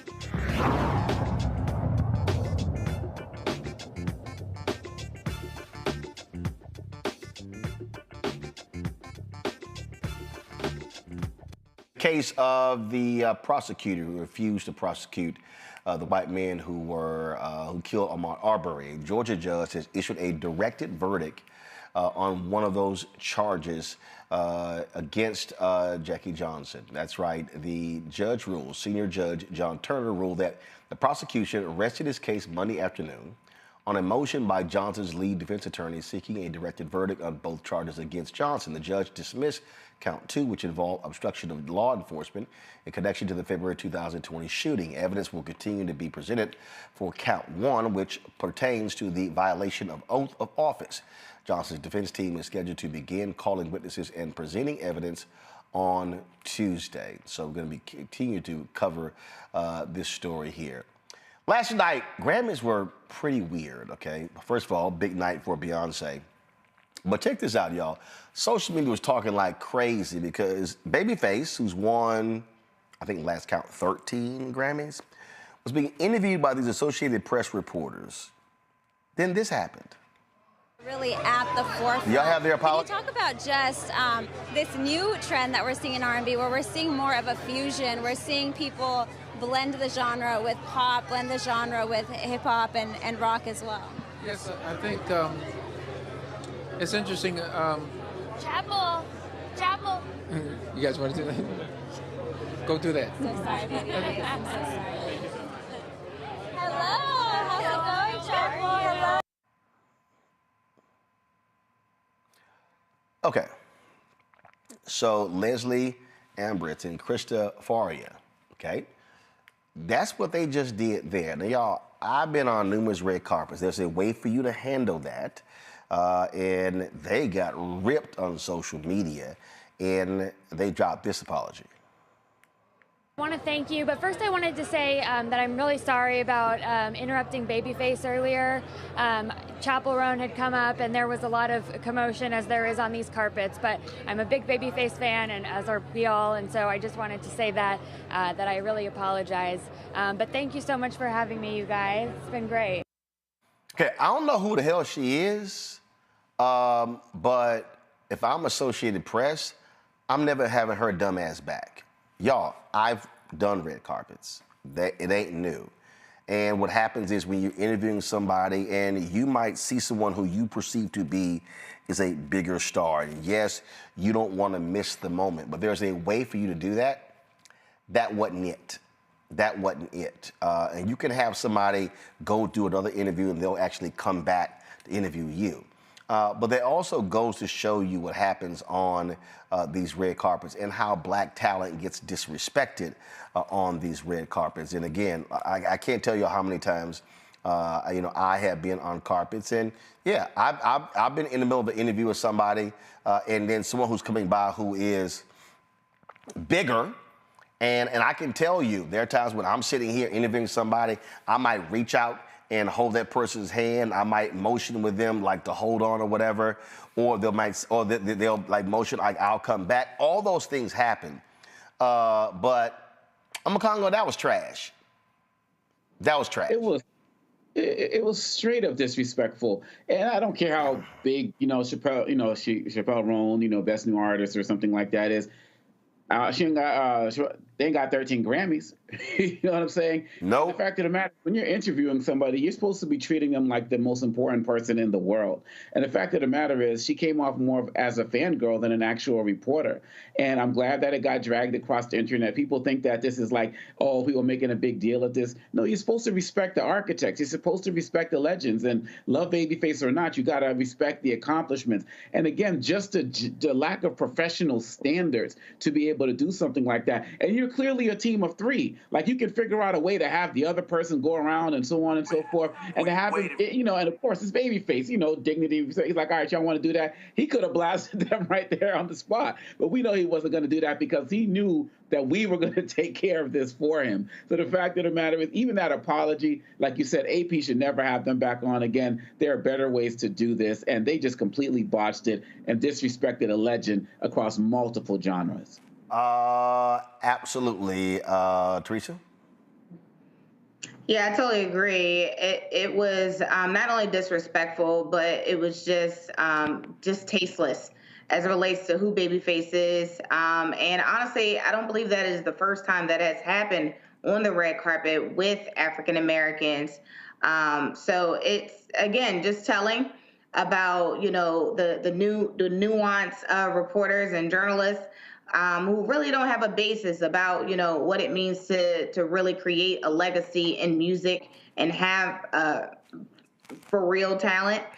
But I think hopefully this is another clip that we will serve as an example in journalism of what not to do, and ultimately just how to treat people with respect. If you're going to do your job, do it with integrity and also uphold justice and your abilities. And Jesse, let's be clear, Chappelle or whoever this child is, she ain't in Babyface's class or league. Right? We ain't even talking about, like, she may be new and hot, I ain't never heard of her, but she ain't even in the same league as Babyface. Yeah, and I think we know that, and I'm pretty sure that the Associated Press knows that.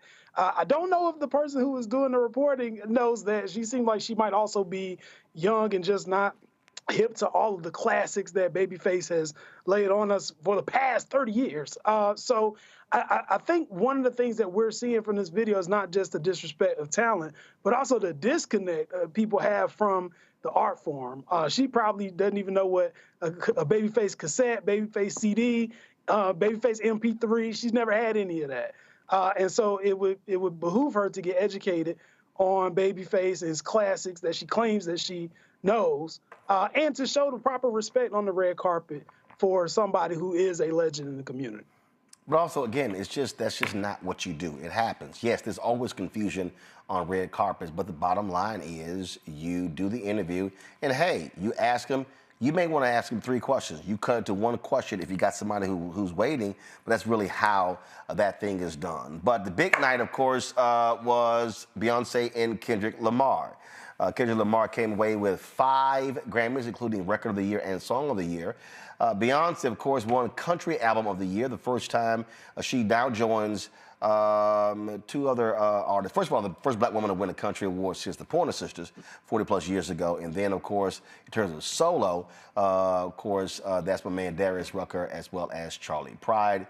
And after she got screwed over by the CMAs with no nominations, well, she goes to the Grammys and gets Best Country Album. And the Grammy goes to Cowboy Carter, Beyoncé.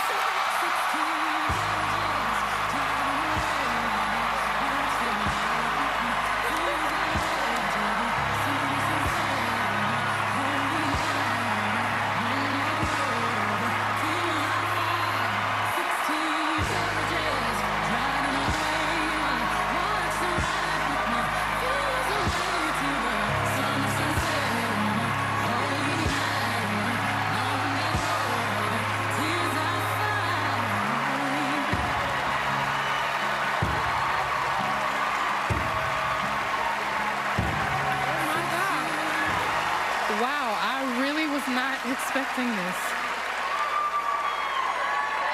Wow. I want to thank God. Oh my God. that I'm able to still do what I love after so many years. Oh my God. I'd like to thank all of the incredible country artists that accepted this album. We worked so hard on it. I think sometimes genre is a cold word to keep us in our place as artists. And I just want to encourage people to do what they're passionate about. And to stay persistent. Wow. I'd like to thank my beautiful family, all of the artists that were collaborators. Thank you. This wouldn't have been this album without you.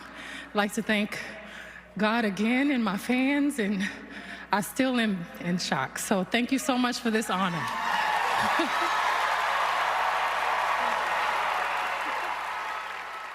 Then, of course, later in the night, she won for the first time Album of the Year for Country Carter. It's going to be a tough one.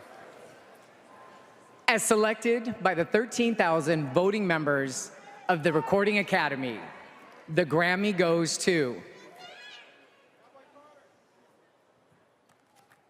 Cowboy Carter, Beyoncé.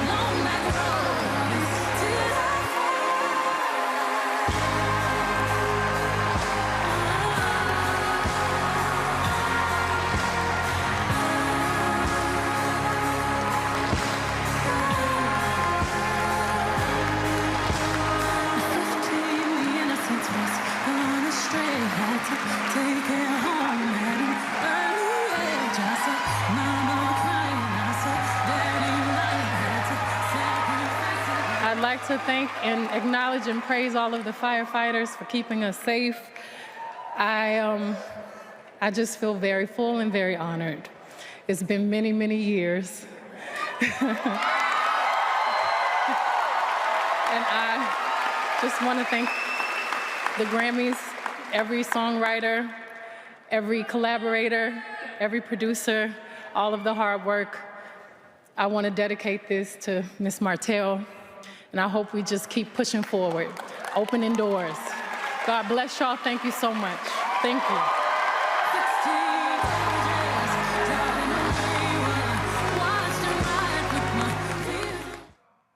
Now, y'all might remember last year when Jay-Z got the Dr. Dre award, he said this. Obviously, it's subjective because, you know, it's music and it's opinion-based. But, you know, some things, you know, I don't want to embarrass this young lady, but she has more Grammys than everyone and never won Album of the Year. So even by your own metrics, that doesn't work. Think about that. The most Grammys, never won Album of the Year. That doesn't work. You know, some of you gonna go home tonight and feel like you've been robbed. Some of you may get robbed. Some of you don't belong in the category. All right, no, that was it. No, when I get nervous, I tell the truth.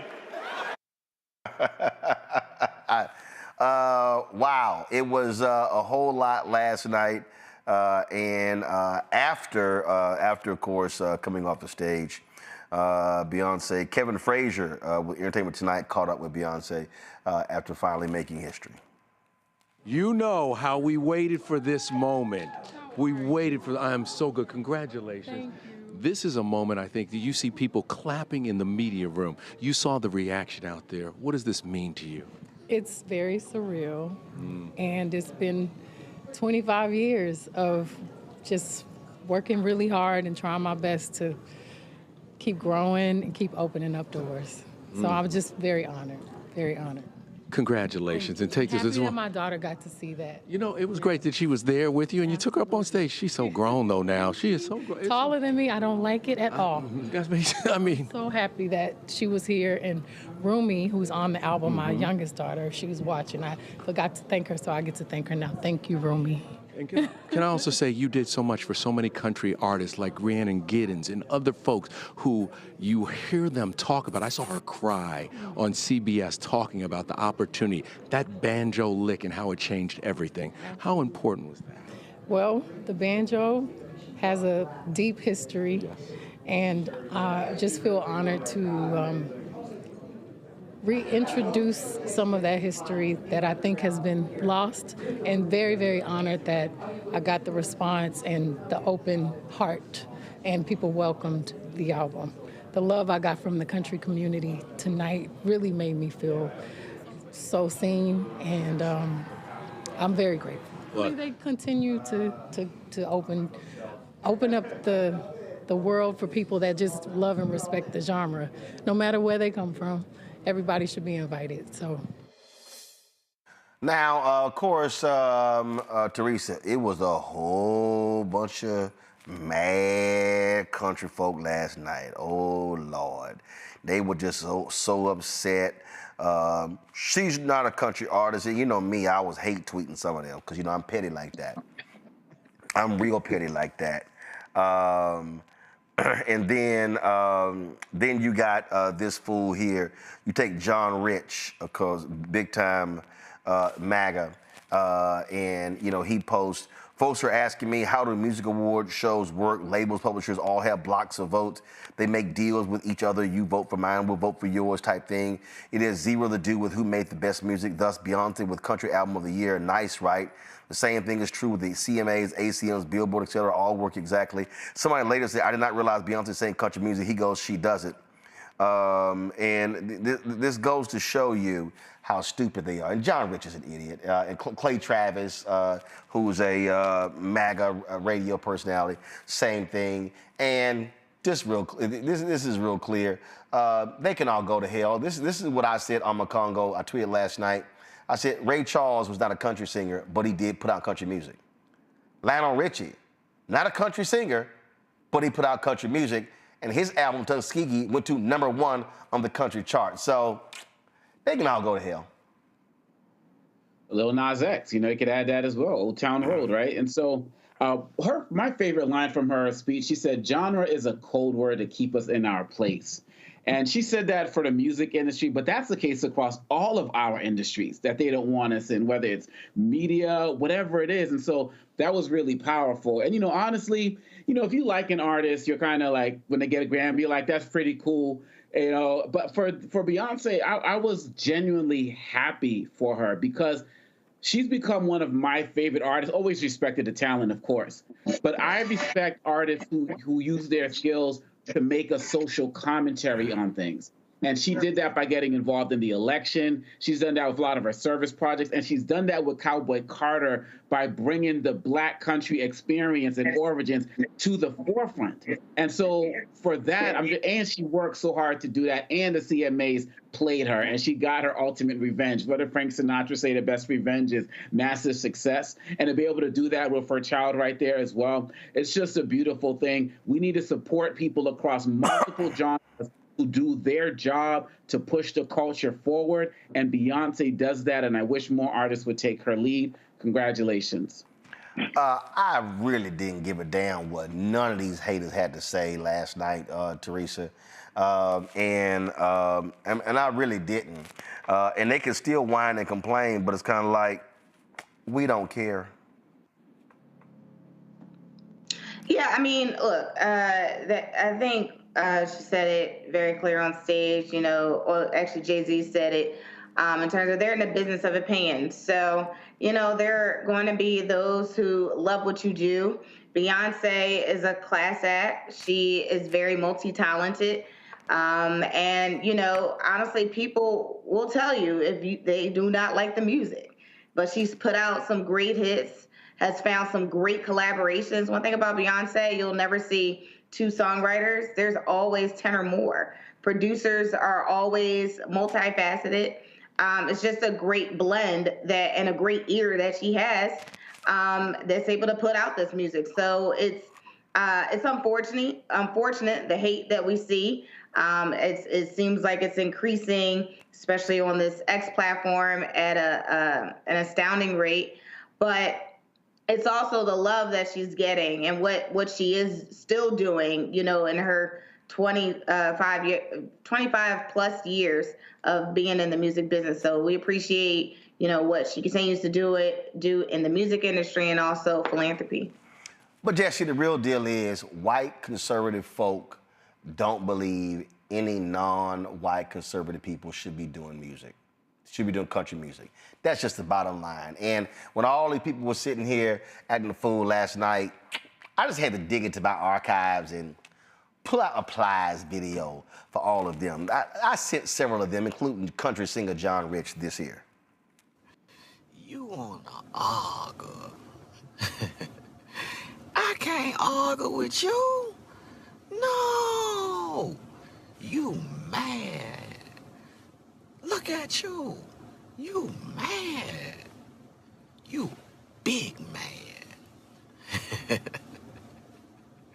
I'm happy. Leave me alone. I just want some money. A lot of money. I don't get paid to argue with you. No. Who is you? You ain't nobody.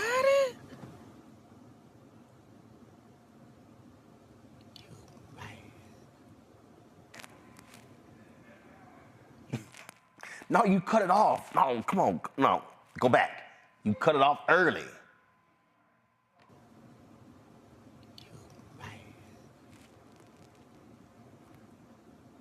You mad.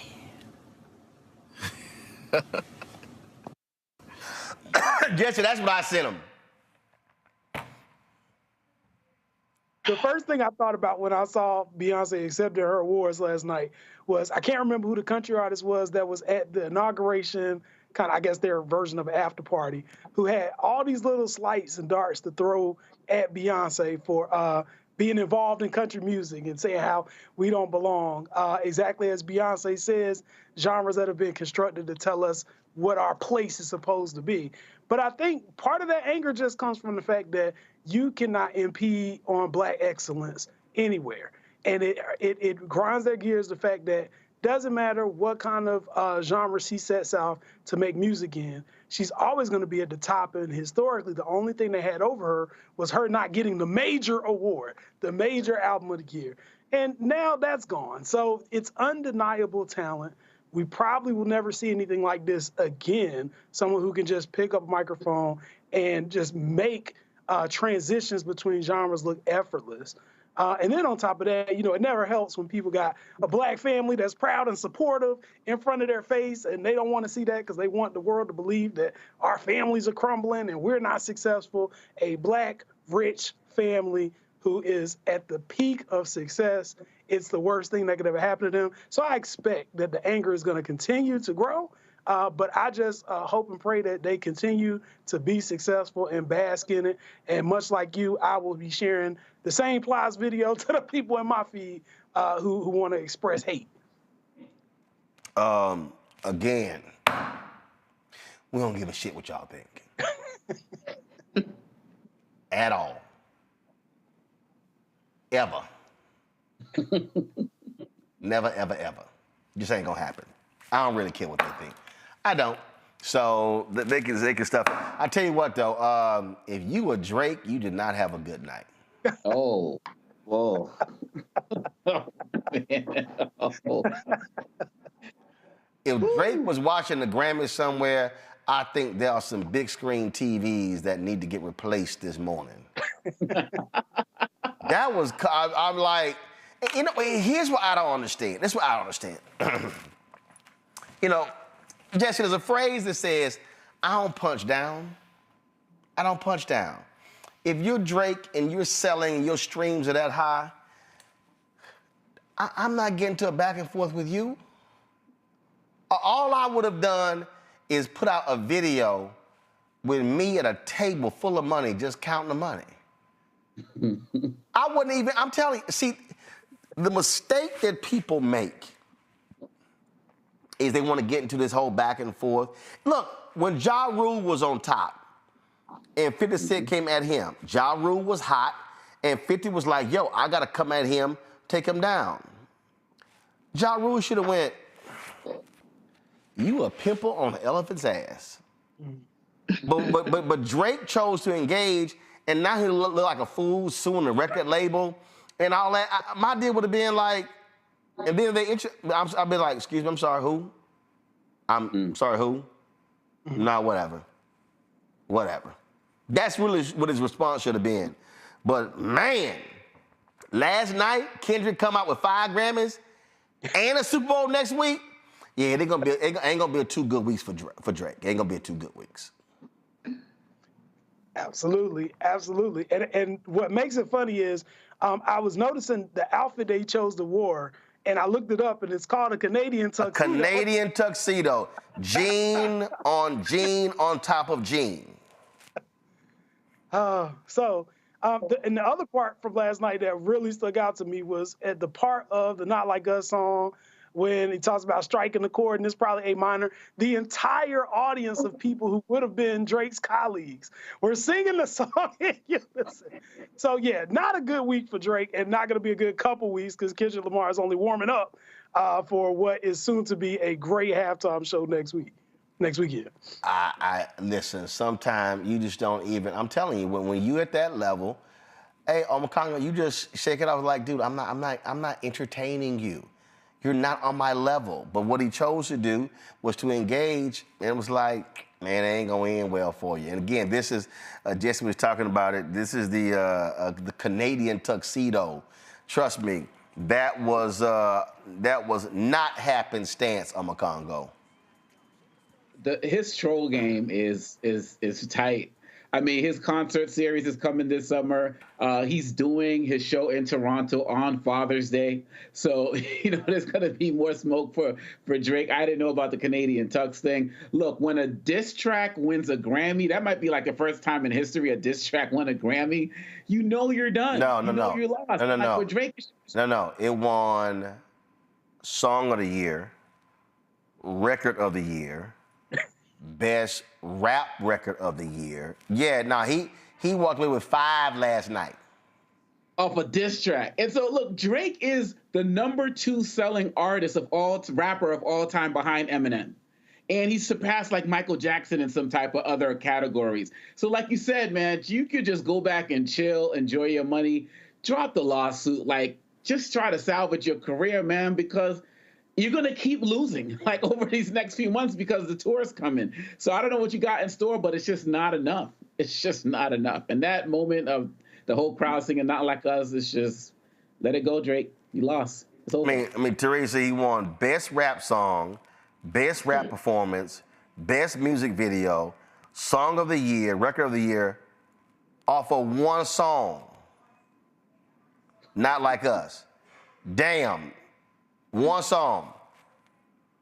I mean, the title speaks for itself, so Not Like Us clearly means that you're in a category of your own. And let that be a lesson for anybody that's putting a diss track out. Make sure it's fly, because you might walk home with 5 or more Grammys. Listen, I got haters, and this is what I do. That's right. I'm not spending time on you. I ain't spending no time on you. Let them talk to themselves. And if people keep saying, but you gotta respond. No, I don't. I'm gonna go on about what I do, and you can do whatever you wanna do. But that ain't what he did. First of all, somebody goes, Roland has no clue what the F happened with Drake because he started it. Okay? You didn't hear what I said. Ignorant as DOC. You didn't hear what I said. I'm not about to sit here and engage. If somebody is not on my level, I'm not about to engage with you because you're not on my level. That's what I was saying. Like, you're not on my level. right, gotta go. Jesse. Jesse and McConaughey, Teresa, I appreciate it. Y'all be on the show. Thank you so very much. Hey, folks, that's it for us. I'm going to see y'all guys tomorrow right here on Roland Martin Unfiltered on the Black Star Network. Don't forget, support the work that we do. Look, ain't nobody doing what we do every single day. The black news that we cover, talk about the issues that matter. That's what's most important. And so nobody in black-owned media is doing it. And you know, what you get on mainstream media is boring as hell. So we're going to keep bringing the funk, doing what we do.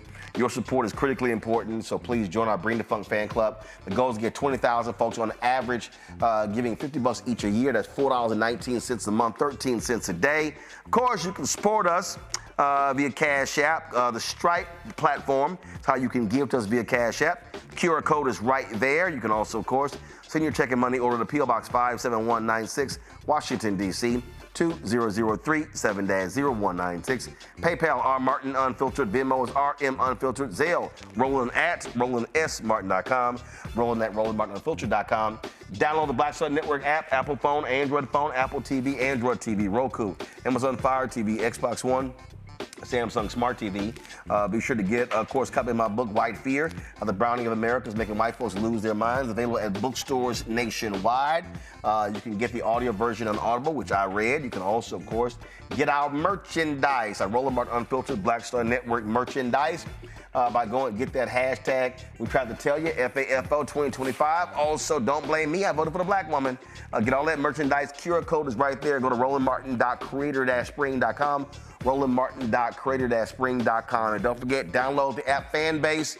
And be sure, of course, to if you want to invest in this crowdfund, of course, you can do so at startengine.com/fanbase. Startengine.com/fanbase. All right, y'all. That's it. I'll see y'all tomorrow. Holla!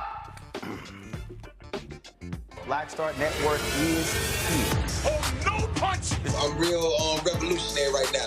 Thank you for being the voice of Black America. All momentum we have now, we have to keep this going. The video looks phenomenal. See, this difference between Black Star Network and black-owned media and something like CNN. You can't be black-owned media and be scared. It's time to be smart. Bring your eyeballs home. You dig?